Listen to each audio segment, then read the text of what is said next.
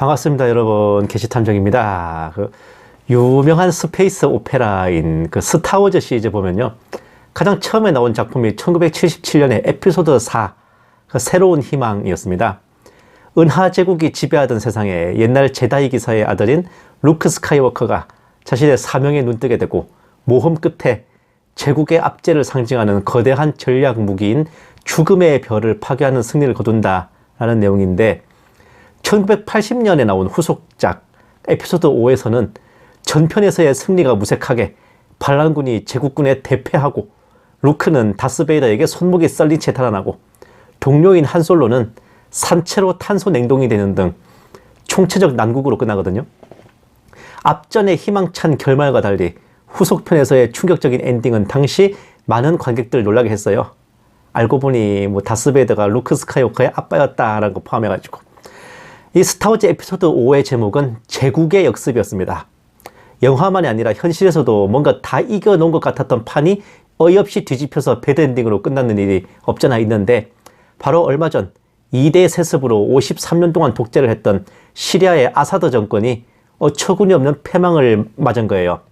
아버지인 하페즈 알 아사드와 아들인 바샤르 알 아사드, 요 부자 세습으로 53년의 독재 정권이 이어져온 시리아는 2011년부터 독재 타도를 외치는 민중들의 봉기로 내전이 시작되었고, 온갖 세력들이 개입해서 난장판이 됐다가 러시아와 이란의 필살적인 원조로 반군들을 거의 토벌하고 안정을 되찾고 있었습니다.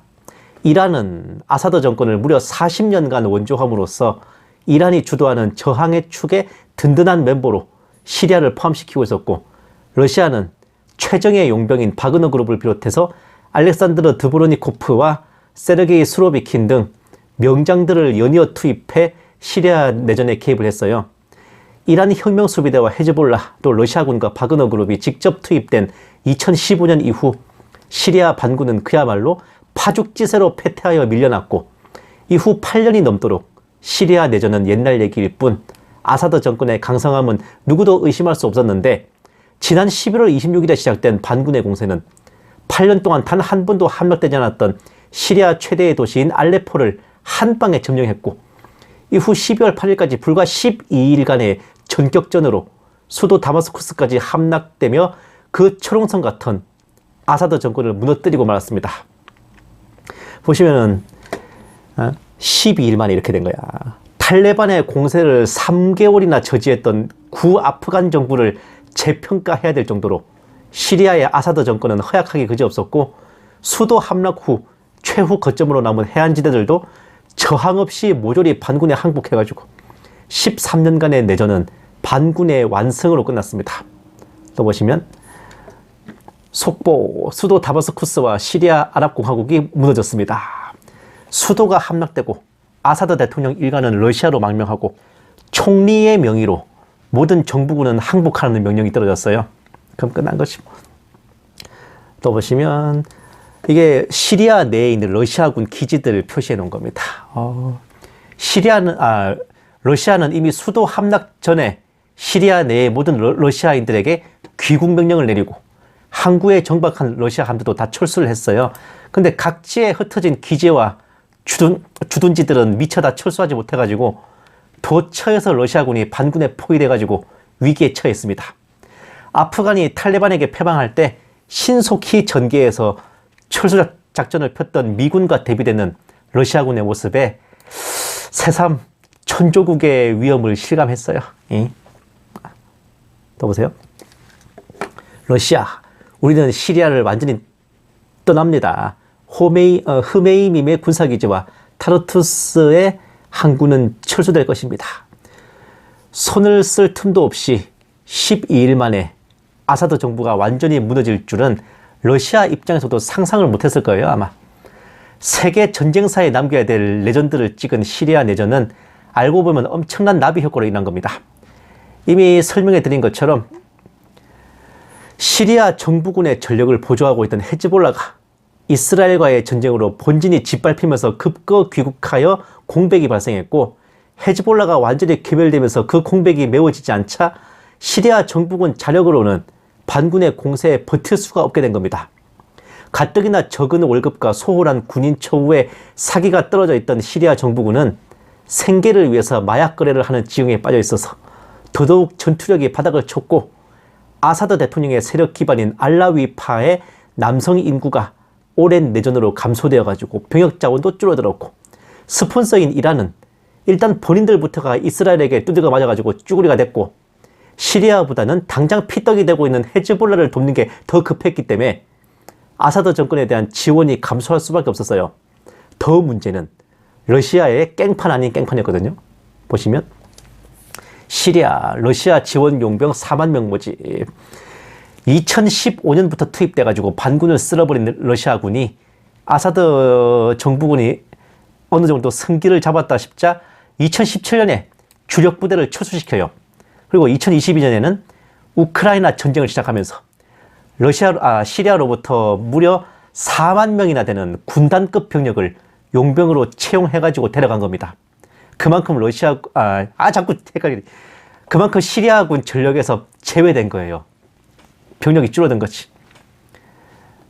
게다가 시리아 정부군을 돕던 최정예 용병인 바그너 그룹이 중간에 모종의 이유로 공중분해되고, 또 그 바그너 그룹의 주전력은 아프리카로 투입됐고, 서방의 지원으로 우크라이나의 저항이 길어지자 원래 시리아에 지원됐어야 될 공군력도 우크라이나 쪽으로 보내져 가지고 사실상 러시아군의 지원도 반군의 공세 시점에는 없는 거나 진배 없었습니다.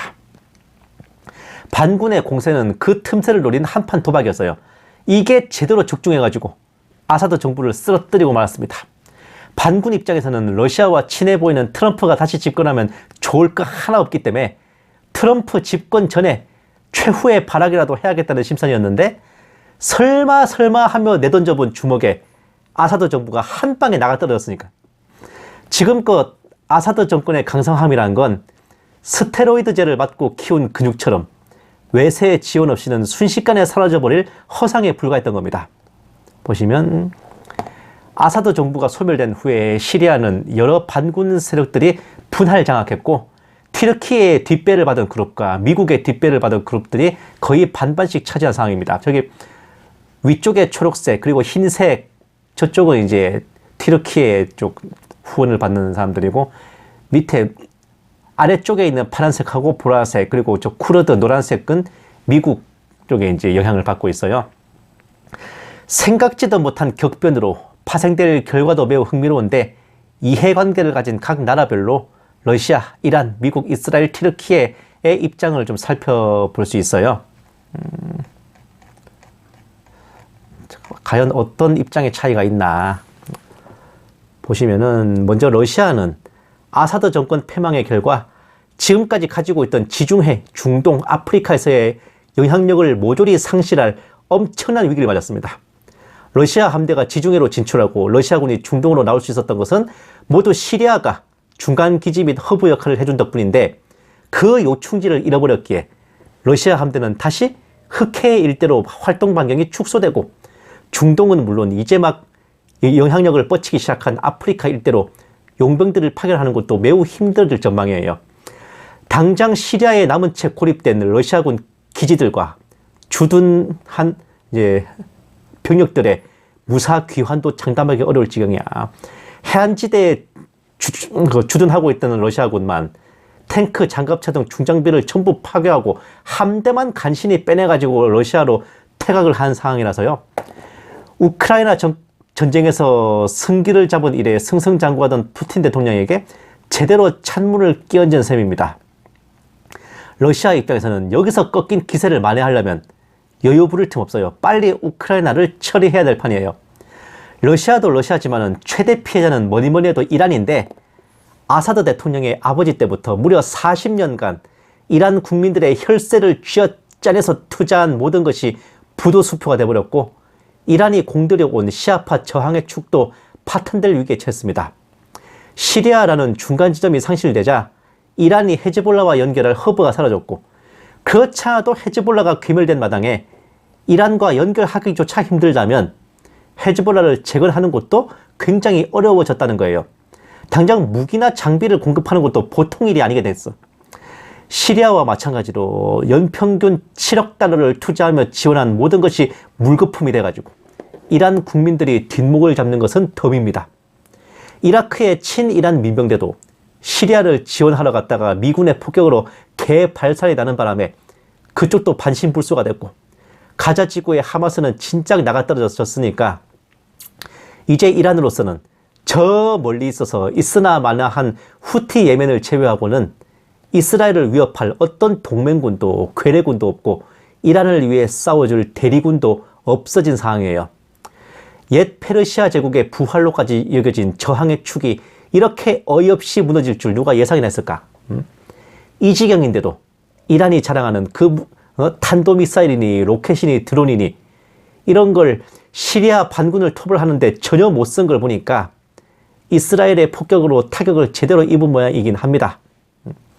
반서방 반이스라엘 유튜버들이 뭐 박상우나 스캇 이런 사람들이 그렇게나 칭송하던 이란의 막강함은 다 어디로 가서, 수도 다마스쿠스가 함락되던 날에 시리아 주재 이란 대사관은 약탈을 당하는 수모를 겪기까지 했어요. 러시아나 이란이나 이번 시리아 사태로 인해 지금까지 중동에서 쌓아온 영향력과 패권이 한순간 증발을 위기에 처했으나 미국은 그동안 불안불안하던 기세를 뒤집고 시리아에서의 안정은 물론 도리어 러시아와 이란 세력을 축출하는 대역전극을 이뤄냈습니다. 물론 트럼프 집권 시에 변동이 있을 수 있고 시리아에 더 이상 개입하지 않고 미군을 철수할 가능성이 높지만 어쨌든 이번 사태는 그야말로 러시아와 이란에 대한 제국의 역습이었습니다. 보시면은 러시아, 이란, 티르키예, 시리아 내전 대책론이 대화 시작 합의, 시리아 반군 승리에 웃는 티르키예, 이스라엘, 우는 이란과 러시아. 왜? 이번 사태의 최대 수혜자는 티르키예인데 러시아와 이란에 집중되어 있던 스포트라이트를 제대로 자신들한테 돌려놨고 그들에 비해 처져 보이던 위상을 화끈하게 세워놨어요. 각각 시리아 정부군과 시리아 반군을 이용한 이란과 티르키예의 대리전은 티르키예의 완승으로 끝났고 중동의 진짜 패권자가 누군지 서열 정리를 다시 해야 될 판입니다. 더군다나 이란뿐 아니라 러시아에게도 제대로 한 방을 날렸으니 당분간 푸틴과 에르도안의 위치가 꽤 대등해질 전망입니다. 이러면 곡과 마곡 연합군의 대열을 편성하는 것도 예상보다 시간이 걸릴 우려가 있는데 이쪽 서열 정리가 끝나려면 우크라이나 전쟁의 결과에 달려있지 않을까 싶어요. 그러나 뭐니 해도 군사적으로나 정치적으로나 최대 최고의 수혜자이자 진짜 승자는 이스라엘입니다. 2006년 레바논 전쟁 때부터 계산해도 줄잡아 20년 가까이 속을 썩여왔던 저항의 축과의 전쟁에서 최종 승리했을 뿐더러 그쪽 대열을 완전히 와해시켰고 이란이 이스라엘과 맞짱을 뜰 레벨이 되지 않는다는 걸 확실하게 각인시켰습니다. 하마스와 헤즈볼라를 직접 무너뜨렸고 헤즈볼라의 괴멸로 시리아 아사드 정권이 붕괴되는 나비 효과를 불러온 데다가 새로 시리아를 맡게 될 반군 세력도 이란에게는 사냥개요, 이스라엘에게는 삽살개의 골든 리트리버가 따로 없다고요. 보시면은 HTS, 이게 반군 조직입니다. 다음은 헤즈볼라다. HTS의 지도자이자 시리아의 임시 지도자 아부 모하메드 알 줄라니, 우리는 이스라엘을 포함한 이 지역의 모든 국가와 우호 관계를 맺을 수 있습니다. 아사드 정권, 헤즈볼라, 이란을 제외하고는 우리에게 적이 없습니다. 이스라엘이 레바논에서 헤즈볼라에게 한 일은 우리에게 많은 도움이 되었습니다. 이제 나머지는 우리가 처리할 겁니다. 이 나머지란 건 헤즈볼라 잔당들이에요.